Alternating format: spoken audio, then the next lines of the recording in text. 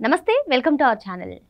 జగన్ పాలనలో దాదాపు 88 లక్షల మెట్రిక్ టన్నుల చెత్త పేరుకుపోగా ఆ పేరుకుపోయిన చెత్తను తొలగించడానికి స్వచ్ఛాంధ్ర స్వర్ణాంధ్ర కార్యక్రమానికి శ్రీకారం చుట్టారు చంద్రబాబు నాయుడు గారు. మరి ఎన్ని కార్యక్రమాలున్నా ఎన్ని పనులున్నా నెలలో 3వ శనివారాన్ని ఈ కార్యక్రమానికి కేటాయిస్తూ పలానా చోటుకి చంద్రబాబు నాయుడు గారు వెళ్తూ ఈ కార్యక్రమాన్ని ముందుకు తీసుకెళ్తున్నారు. అసలు ఈ కార్యక్రమం పట్ల ప్రజలు ఏమనుకుంటున్నారు తెలుసుకునే ప్రయత్నం చేద్దాం. దీన్ని విశ్లేషించడానికి మనతో పాటుగా ఉన్నారు సీనియర్ జర్నలిస్ట్ సత్యమూర్తి గారు. నమస్తే సార్. నమస్కారం అండి.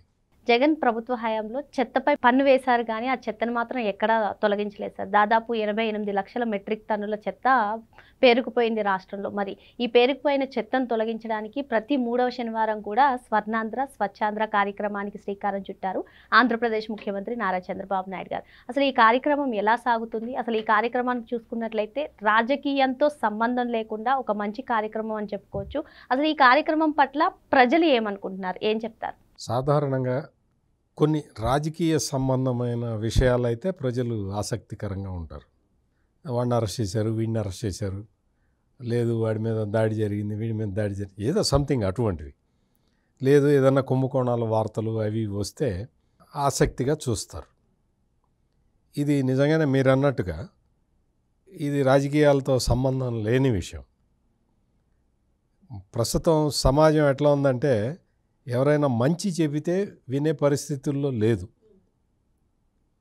అంటే వాడిని కొట్టు, వీడిని నరుకు, వీడిని చంపు అనే రాజకీయ నాయకుల్ని మనం చూస్తూ ఉన్నాం. అట్లా కాదయ్యా, మంచిగా ఉండండి, మంచిగా బతకండి, మీరు ఆరోగ్యంగా బతకాలి అంటే మీ పరిసరాలు బాగా ఉండాలి అని చెప్పే నాయకులు చాలా అరుదుగా ఉంటారు. అటువంటి అరుదైన నాయకుడు చంద్రబాబు నాయుడు.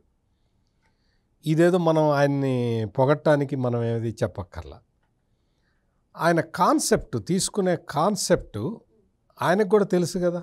ఆయనకు కూడా ఇందులోనే ఈ రాజకీయ పరమైన అంశాలు చెబితే ప్రజలు వింటారు, ఇటువంటి విషయాలు చెబితే ప్రజలు పట్టించుకోరు అని ఆయనకు కూడా తెలుసు కదా. తెలియకుండా ఉంటుందా? అసలే 40 ఏళ్ళ రాజకీయం అయినా సరే, అంటే సమాజాన్ని వేరే డైరెక్షన్లో నడిపించకపోతే, అలా వేరే డైరెక్షన్లో నడిపించటానికి తనలాంటి వాళ్లే రిస్క్ తీసుకోలేకపోతే ఇంకెవరు చెయ్యరు అనే భావన ఆయనలో ఉంది. అందుకనే అసలు స్వచ్ఛాంధ్ర స్వర్ణాంధ్ర అనే ప్రోగ్రాము, అంటే ఇటువంటి ప్రోగ్రాంలు ఆయన ఇదేదో కొత్తగా ఈసారి పెట్టిందే కాదు. ఆయన మొట్టమొదటిసారి ముఖ్యమంత్రి అయినప్పటి నుంచి కూడా ఆయన ఇదే పంద. ఆయన అప్పట్లోనే స్వచ్ఛ ఆంధ్రప్రదేశ్ అనే ప్రోగ్రాము తీసుకున్నాడు. మొత్తం పచ్చదనం పరిశుభ్రం అని తీసుకున్నాడు, నీరు మీరు అని తీసుకున్నాడు. సమైక్య ఆంధ్రాలో ఆంధ్రప్రదేశ్ రాష్ట్రం డివైడ్ అయిపోయిన తర్వాత నీరు చెట్టు అని తీసుకున్నాడు ప్రోగ్రాం.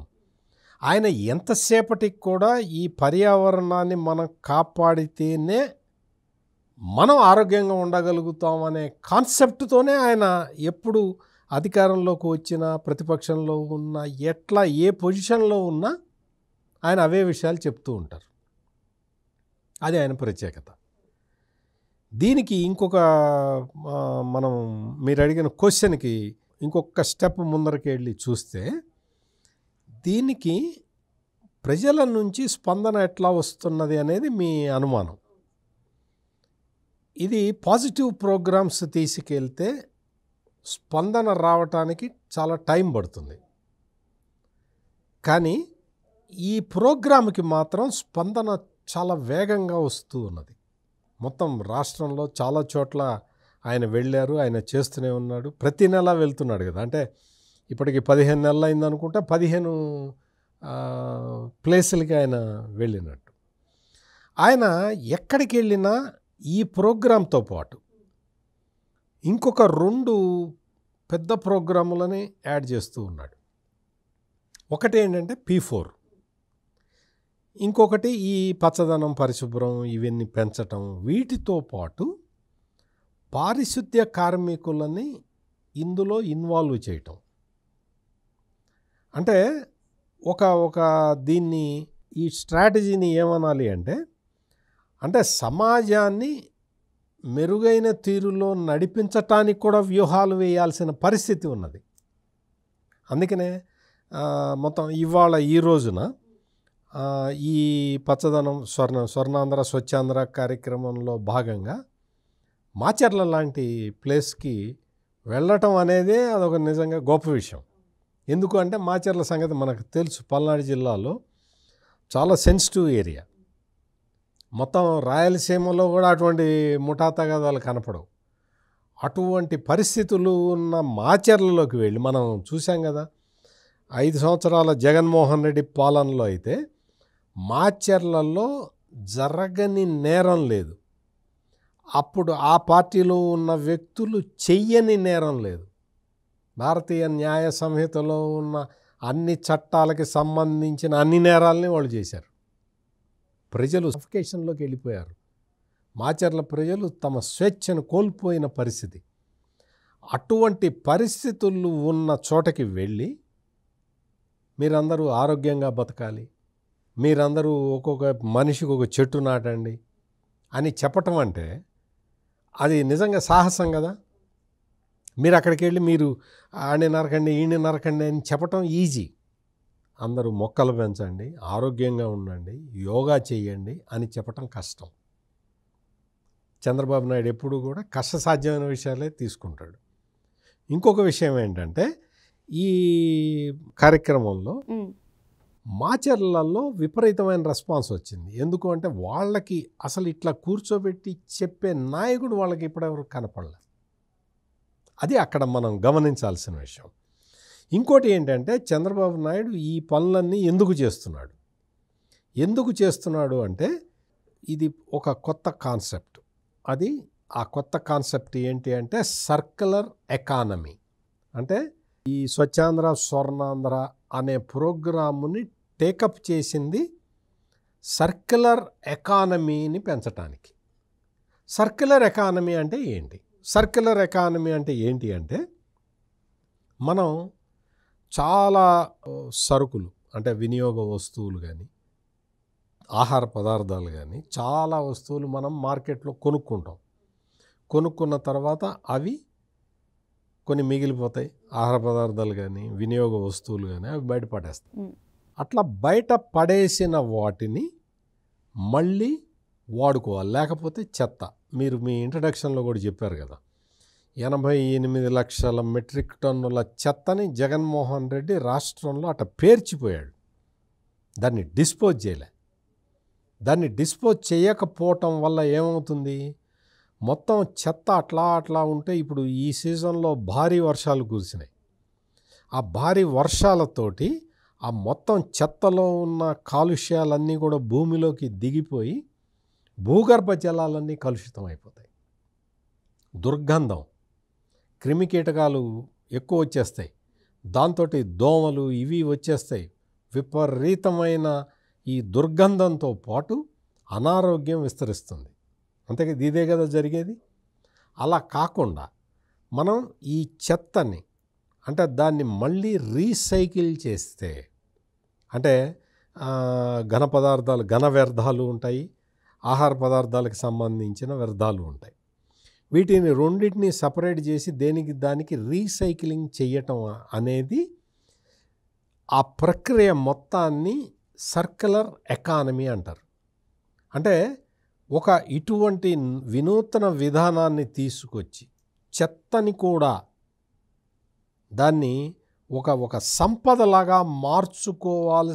అంటే ఈ కాన్సెప్ట్లన్నీ చెప్తూ ఉంటే నిజంగా మామూలుగా మీరు యూట్యూబ్ ఛానల్లో, మీ ఛానల్లో కూడా అన్ని పొలిటికల్ విషయాలే ఉంటాయి. మరి ఇటువంటి విషయాలు చెప్తే ఎవరు వింటారు? ఎవరికి అర్థమవుతుంది? పర్వాలేదు, ఎవరికి అర్థమైతే వాళ్ళే వింటారు. ఒక 10 మంది విన్నా, ఒక 10 మందే దీన్ని చూసినా కానీ ఆ 10 మందికి సర్క్యులర్ ఎకానమీ అంటే అర్థమైతే చాలు. మనం ఇంత వివరించి చెప్పినందుకు ఈ వీడియోకి సార్థకత ఉంటుంది.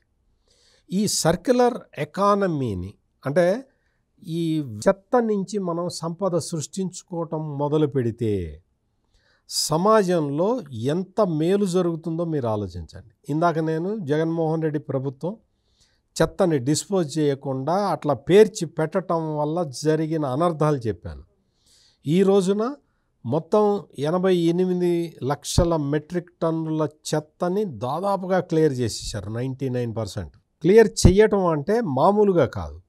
వీటికి చెత్తని రీసైకిల్ చేసే ప్లాంట్లు పెట్టారు, దాదాపుగా పెట్టారు. మీకు రిలయన్స్ ఇండస్ట్రీస్ వాళ్ళు కూడా భారీ ఎత్తున కంప్రెస్డ్ బయోగ్యాస్ ప్లాంట్లు స్టార్ట్ చేశారు. అది ఆల్రెడీ అవన్నీ జరుగుతూ ఉన్నాయి. వీటితో పాటు ఈ చెత్తని ప్రాసెస్ చేసే యూనిట్లు వస్తూ ఉన్నాయి. ఇవన్నీ కూడా చాలా చోట్ల భారీ ఎత్తున రావటానికి ఇప్పుడు సంకల్పించారు, చేస్తూ ఉన్నారు. చాలా వరకు కంప్లీట్ అయినాయి.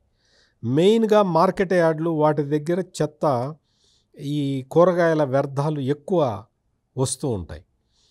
వాటిని బయోగ్యాస్గా మార్చటం, ఆ తర్వాత తడి చెత్తని బయోగ్యాస్గా ఎరువుగా మార్చుకోవటం, పొడి చెత్తని దాని నుంచి విద్యుత్ ఉత్పత్తి చేయటం, ఇటువంటి కార్యక్రమాలు చేపట్టడానికి మీకు చాలా ఓపిక ఉండాలి. పెట్టుబడులు తీసుకురావాలి.